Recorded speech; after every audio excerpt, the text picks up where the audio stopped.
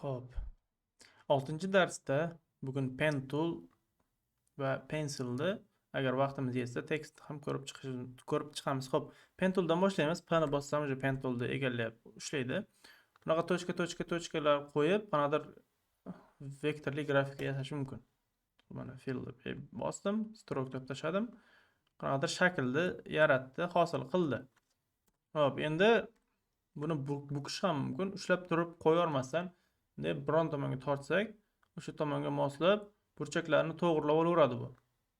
Ya'ni burib bunday qilamizda bunday qilib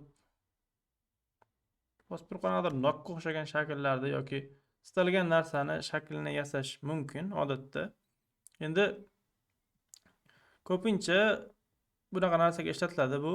Delik masalan nima deb yozsam? Simple mayda sketch. Mana oddiy bitta sketchlarni vizuallashtirish uchun ishlatishimiz mumkin bu narsani. Xo'p, qani bironta sketchni ushlaylik-da biz. Osonrog'ini. Bu yerda vashi qiyin bo'lib yotdi.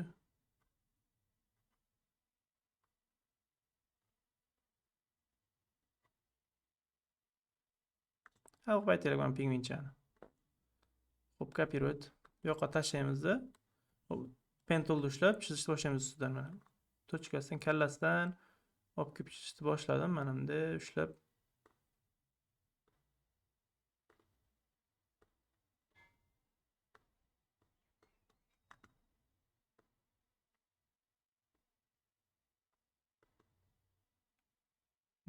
ushlab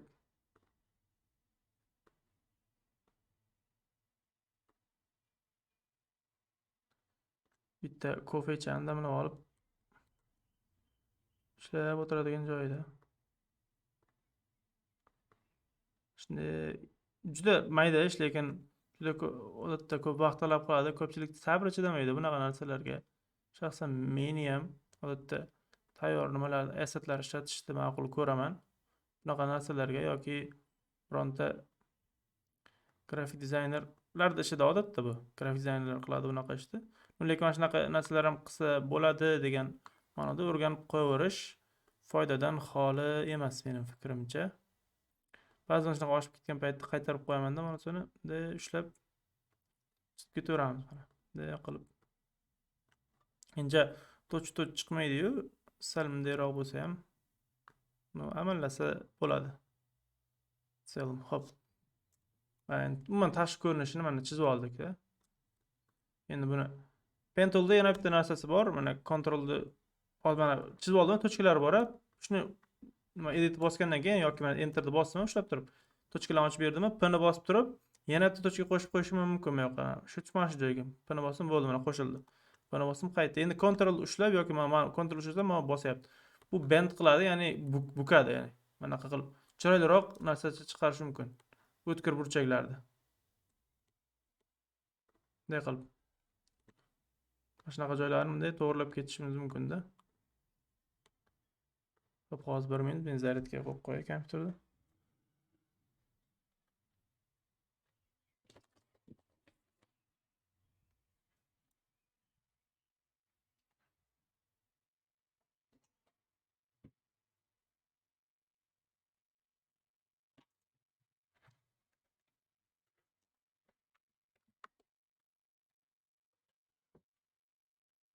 Hocalarni kesasiz Ibrohim.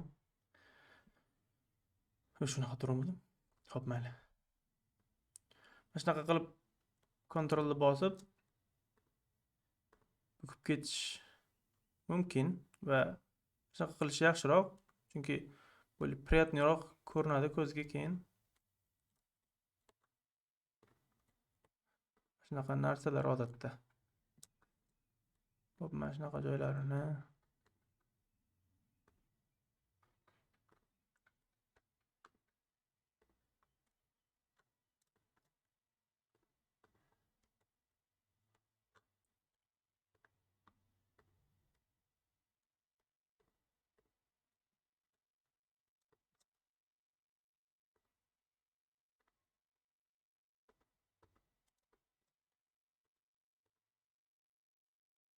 Endi nima Photoshop, Illustrator ishlatib yurgan grafik dizaynerlar bo'lsa, bu pen tool ular uchun umuman muammo emas.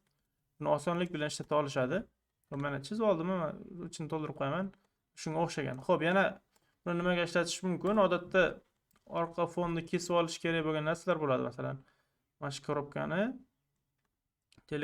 oppoq orqa fon, shuni yo'q qilib qo'yish uchun pen toolda mana ushlaymanda, tochkalarni bunday belgilayman. Bunisini, buni, buni, buni bu yoqqa, bu yoqqa. Hop, enter. Fill. Border ketdi. Buni orqasiga olamanda va qilib qaysi biri edi?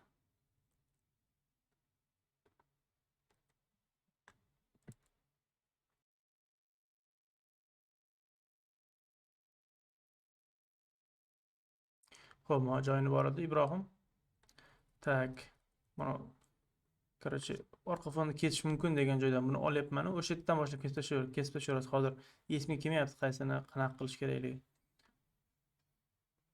Xo'p, pen tool bilan shunaqa imkoniyatlar qilish mumkin, ishlatish mumkin. Xo'p, pencil bor. Pencil bu qalam. Qalamni biz holaga chizib tashlaveramiz mumkin anaqa qilib.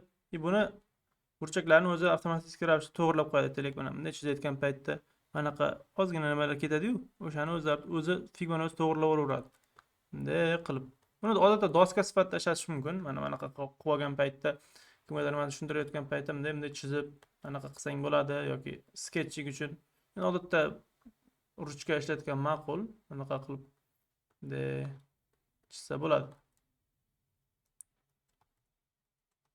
Xo'p. Endi pen tool shift bilan pen ushlab turib, shiftni bossam tekis chiziq chizadi, shiftni bossam. Bunday qilib nimalarni chizib ko'rsatish mumkin aytaylik. Bunday rishotkalar qilib pen tool bilan, pencil bilan. Hop. Menimcha yetarli bo'ldi. Keyingi darsda tekstlar bilan ishlashni ko'rib chiqamiz.